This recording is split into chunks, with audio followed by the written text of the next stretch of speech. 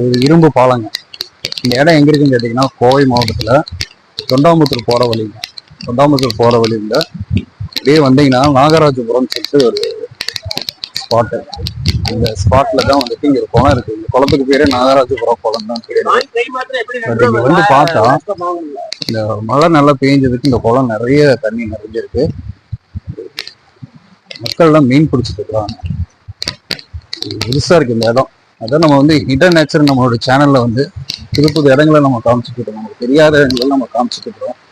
பாருங்க, இது ஒரு செக் டேமு. இந்த லெஃப்ட் சைடு பாருங்க, இந்த பக்கம் தான் குளம். இப்படி இங்க கீழே பாத்தீங்கன்னா சின்ன செக் டேம் கட்டி விட்டு இந்த தண்ணி இப்படி வருது போகுது. இதெல்லாம் விவசாயத்துக்கு போகாது. அதாவது இந்த ஏரியாக்குள்ள நாகராஜபுரம், தொண்டாமுத்தூர், வேடப்பட்டி இப்படி போகுதுங்க இந்த தண்ணி.